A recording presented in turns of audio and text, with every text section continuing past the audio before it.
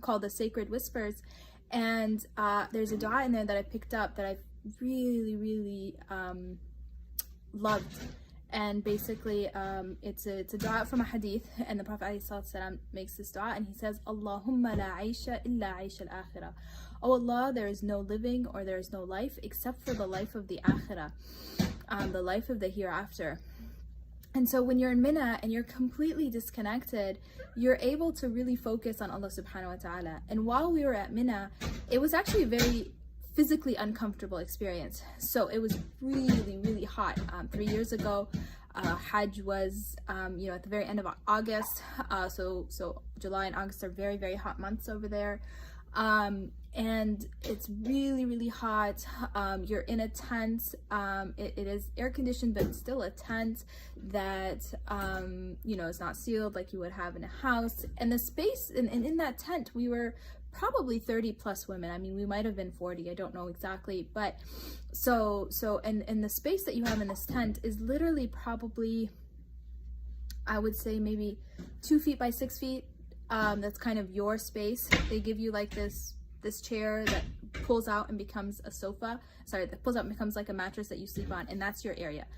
Your belongings stay in that area, you're in that area, and so it's a physically uncomfortable place to be, especially for us that are used to having so much more space and used to not being in the heat as much, and having quiet. So you have 40 women around you, it's loud, but despite all of that, you're able to really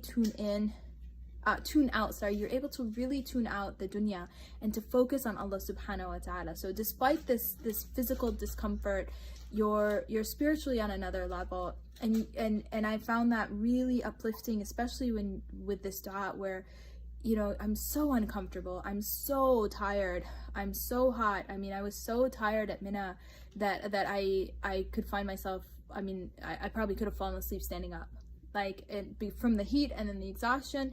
You're just really tired, but despite that, it was so sweet. It tasted so sweet, and that I was really able to experience this dua of Allahumma la aisha illa aisha al-akhirah. And so since we've left, one thing that I've been trying to kind of find a way to do, so that I can have a little bit of that feeling, is to create this disconnect here. And it's much harder when you are surrounded by everything of the dunya, especially now I have a little one, and so that makes it even harder and harder. And I can't say I've really been able to perfect this, but it still remains a goal of trying to find this Allahumma la aisha illa aisha al-akhirah, that sweetness of Allahumma la aisha illa aisha al-akhirah. And for me, the only way I've been really able to create that is by having that full disconnect.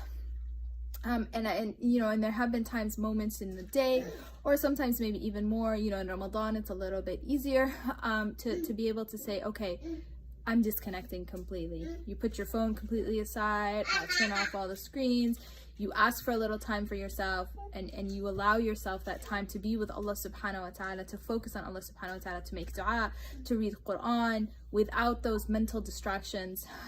It's something that that you're truly able to appreciate this Allahumma la aisha illa aisha al-akhirah. I pray that Allah subhanahu wa ta'ala invites us all back to his house, allows us to perform more umrah and more hajj, to visit the Prophet, the masjid of the Prophet alayhi salatu wasalam, and pray that Allah subhanahu wa ta'ala makes us of those that are forgiven and those that are genuinely able to benefit from these blessings.